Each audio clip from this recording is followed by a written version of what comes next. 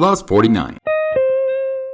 Welcome everybody to another episode of Plus 49. My name is Sigrid Arteaga, and let's start with our highlights of the week.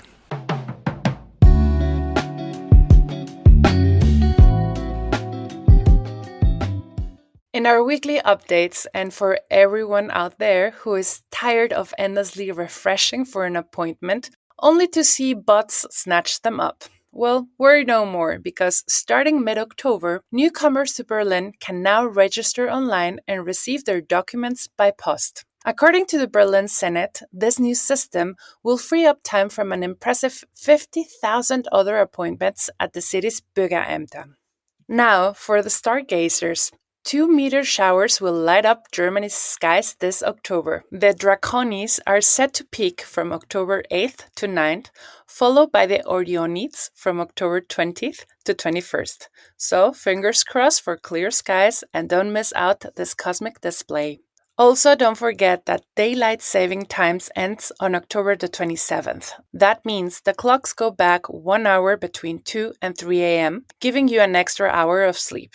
While the sunshine might be scarce, the season of Stollen, Glühwein, and twinkling holiday lights is just around the corner. In other news, the Good Childhood Report 2024 has revealed that 21.6% of 15-year-olds in Germany are dissatisfied with life. Among European teenagers, only those in Poland, Malta, and the UK are less happy. On the brighter side, the Netherlands, Finland, and Denmark reported the lowest rates of dissatisfaction. The report used from multiple surveys, including the UK's household survey and the OECD's PISA results, to paint a broad picture of teenage life across Europe. That's your news roundup for today. Stay tuned next week for more updates, and don't forget to look up for the sky this month.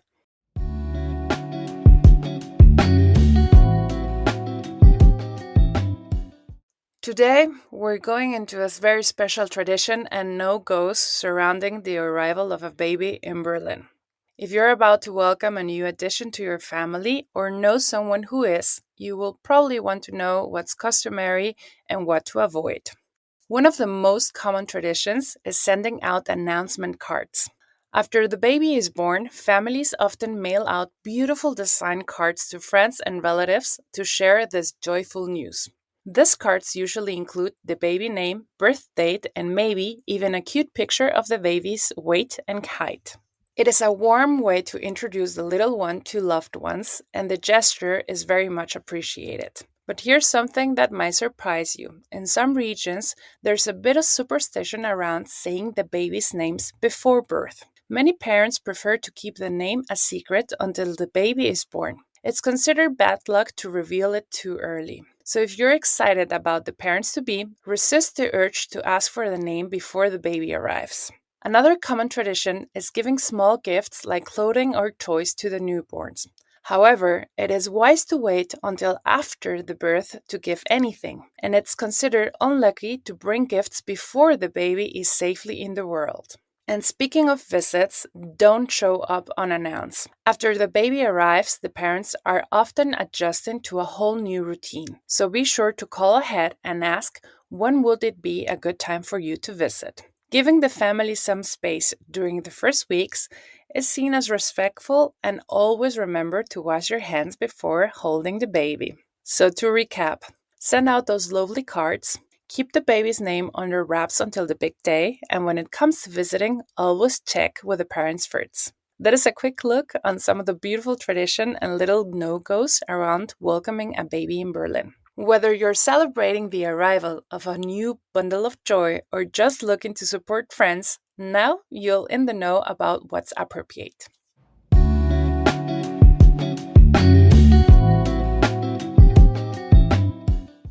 Today we're speaking with Elodie. She is concierge and founder of Baby in Berlin. Elodie, so happy to have you here with us. Thanks for having me. So let's start with the questionings. What are the 3 things I should do when I found out we're expecting a baby here in Germany or in Berlin? I would say the very first thing one should do is to look for a midwife.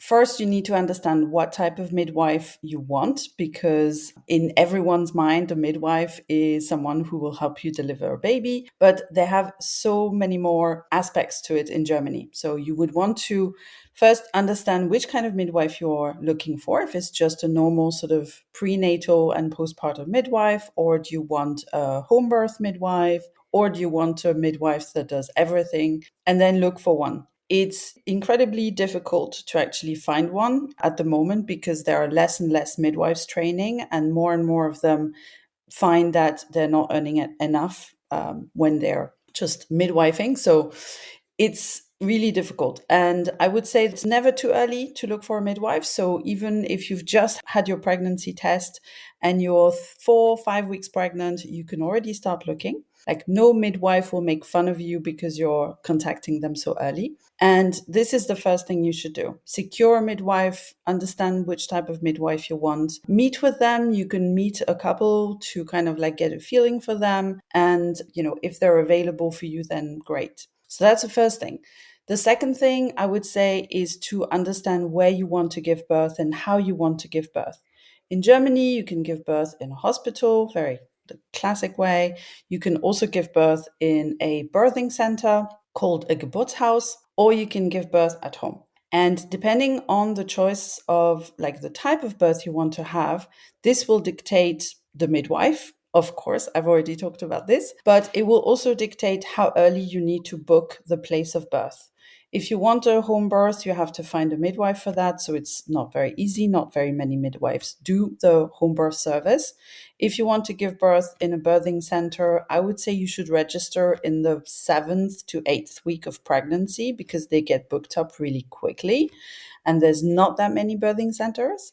And if you give birth in a hospital, well, it depends where you want to go. Some hospitals in Berlin have a very strict policy where you have to register on the first day of your 12th week of pregnancy. And some other hospitals will let you register or come to their hospital even if you haven't registered at all. So it's very important that you understand, how do I want to give birth? Where do I want to give birth? And then depending on the hospital, that you kind of like put the date in your calendar when you should register with them. So that's the second thing that, you should really do. And then the third thing would be to prepare for the kind of financial impact that having a baby will have, by understanding the benefits that you're entitled to, and also maybe making some changes in how your couple manages the finances, like who's working maybe full-time, who's part-time, who's on which tax class, who's earning more net than the other, etc., so that you can then manage and, in terms of the benefits, like have a strategy in place so that the person or the parent who's taking the most parental leave and the most benefits is the one earning the most before birth. Having a baby is not without financial consequences. And, a lot of parents don't really realize this until way after the birth. And I really encourage people and parents to have a look into this already in pregnancy. I think I'm more nervous about the whole bureaucracy that you just said than parenting itself. But you also said something about benefits. And I think the next question would be, what are the top monetary benefits I should know about? Okay, so the first one is the maternity leave benefit. It's called Mutterschaftsgeld in German. And whether you're entitled to this maternity leave benefit really depends on your situation, whether you're employed or self-employed or something else, maybe you're unemployed or a student, etc. But it also depends on the type of health insurance you have, if you're privately or publicly insured, and if you're publicly insured, whether you're paying or not into the sick pay allowance, the Krankengeld. And there's also another scenario, which is if you're an artist and you're with the KSK, the Künstlersozialkasse, then that's also entirely different. So the Mutterschaftsgeld, I can't really get into it because there are probably like 12 different scenarios. But I would really encourage you, specifically if you're self-employed, to really look into what kind of benefits you would be entitled to, because a lot of the time self-employed expecting mothers will think that they are entitled to Mutterschaftsgeld, but they have forgotten maybe to turn on a specific option in their tariffs with their health insurance. So this is something that you can still do when you're pregnant. And I would, like I said, recommend that anyone looks into this way before the start of the maternity leave. The second benefit that parents can get is called the Kindergeld. The Kindergeld is actually a prepaid tax benefit. So in some other countries, what you get once you have a child is that you pay less taxes. So you earn like either more money because you have a child, or at the end of the year, depending on how you're taxed, you pay less taxes. In Germany, it's a little bit different. It's, like I said, a prepaid tax benefit. So you get the Kindergeld paid out to you, which is 250 euros per month per child, that you get from the moment the baby is born until they turn 18 years old, which is unbelievable in my opinion. So you get this, it's 250 euros net, and it keeps increasing over time. So it used to be like 170 euros per month, and now it's 250. And there is no condition of income. So all families in Germany can, get it, are entitled to it. And in turn, you still pay the same amount of taxes, more or less, even if you have kids. So Kindergeld is the second benefit that one should apply to, and it can be paid 6 months retroactively. So you should apply for it in the first 6 months after the baby is born. The third benefit that parents can get in Germany is called Elterngeld. It's an income replacement benefit that parents can claim after birth if they stop working or if they work less hours and earn less. Elterngeld is always between 150 to 1,800 euros, and it's calculated based on what the parents individually earn before birth minus what they might be earning after birth. Yeah, so in a lot of cases, what happens is that, a lot of couples will take it so that the birthing mother will take 12 months and the partner will take maybe a couple of months. And like I said, they can each get up to 1,800 euros per month. Now, there is a caveat, however, because the government used to give it to every family regardless of their income. But now, if you earn more than 200K per year, you're not entitled to Elterngeld at all. And there is no replacement for it. So parents have to be really careful about this. And this is what I was talking about previously about how can you prepare for the time after birth.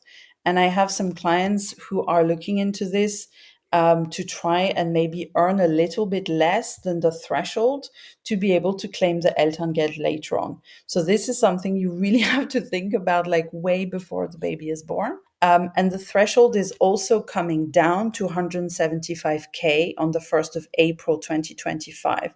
So it's going to be less and less families able to get this benefit, which is, from a social perspective, parents who are earning this amount of money, one can say that they should be able to go without the benefit, etc. The problem in Germany is that childcare is not sort of structured in a way that allows families to be able to go back to work so quickly after birth. So that's the reality of things. There's another reality about childcare in Berlin, and with that, we're gonna go first to music and then come back with childcare in Berlin.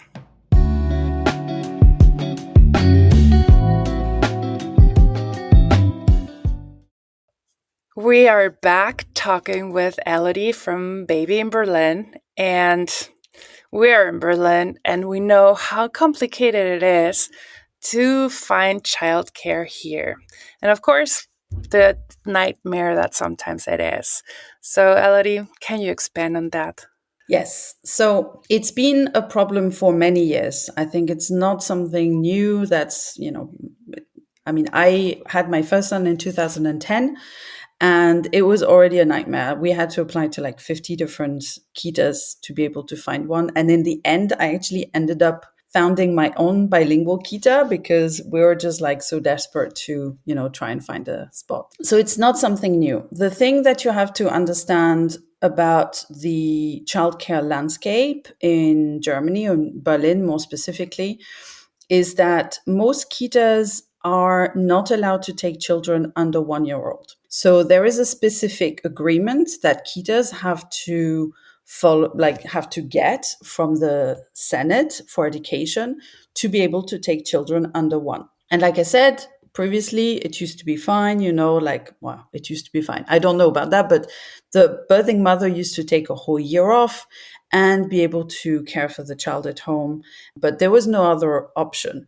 And there's a few kitas that do take kids like from maybe 6 or 8 months old, but it's very rare to be able to find a spot. The thing is also that childcare used to be something that you had to pay for. And in 2018, the Senate decided that all children should be socialized as early as possible, because they noticed like high rates of kids not being socialized or not speaking German when they came to primary school. And so Kita became free of charge from 1 year old. So everyone started sending their children to Kita because it was free, because it was available, but then it increased the shortage of spaces. So that's the reality. At the same time, since COVID, or since 2021-22, we're seeing a decrease in birth rates in Germany, and more specifically Berlin, because of the inflation, the different wars that we're facing all over the world, and just the shortage of square footage in the city, of being able to move to a bigger place, etc. With that, it's kind of like balanced out the shortage. I mean, it's still not something that is going to fall on your lap. So you still have to do a lot of the legwork, a lot of the calling, researching, going to places, like sending your application. But in most cases, you will find a spot in your neighborhood once the child is 1 year old.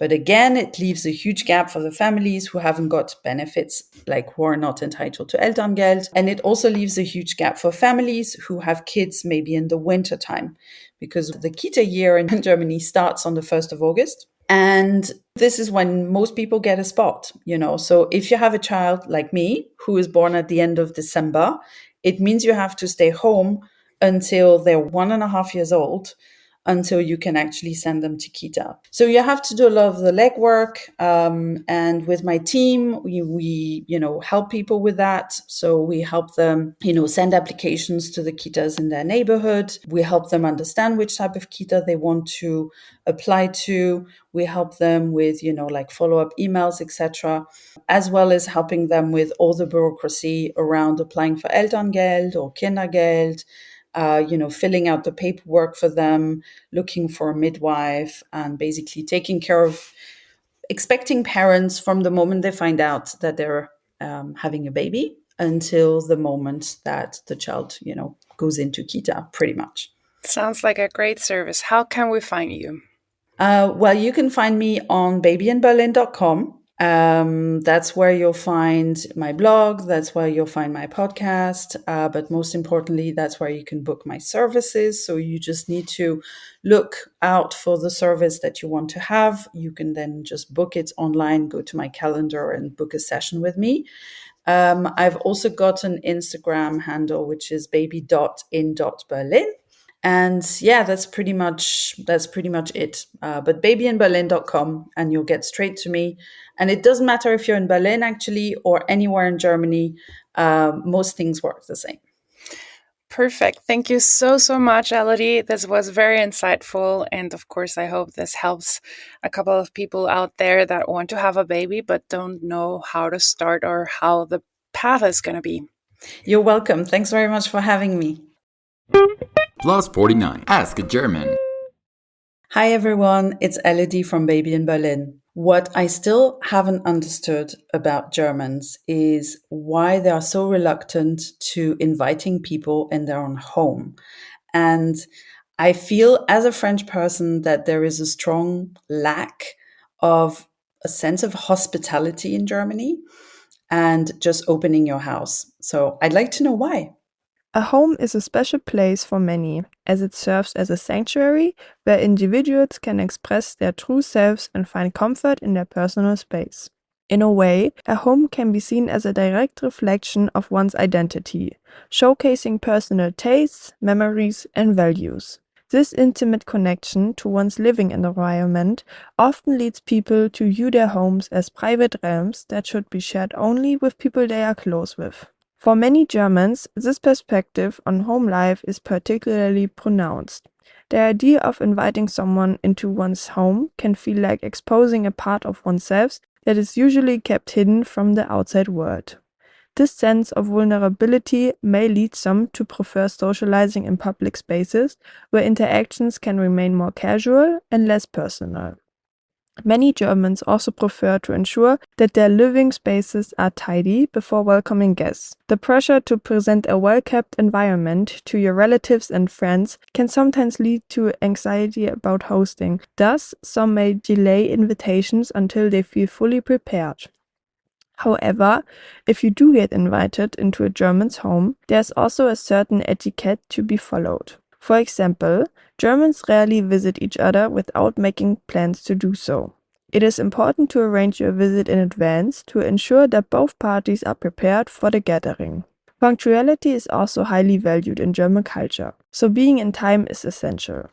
While a tardiness of around 10 to 15 minutes may be forgiven, it is best to aim for promptness. When visiting a German home, it is considered a nice gesture to bring a small gift such as flowers, wine, or sweets as a token of appreciation for the host's hospitality. This thoughtful act helps set a positive tone for the visit and shows respect for the effort the host has made in welcoming you. It is also common practice in Germany to come alone or with just your partner when invited over. Bringing along additional guests whom the hosts do not know is unusual. So, to answer your question, I think some Germans might be reluctant at first to invite you over into their house, as they see it as their individual sanctuary, a space that reflects their personal identity and values. This reluctance is not necessarily a reflection of their feelings towards you. Rather, it stems from a cultural emphasis on privacy and the significance of home as a personal retreat.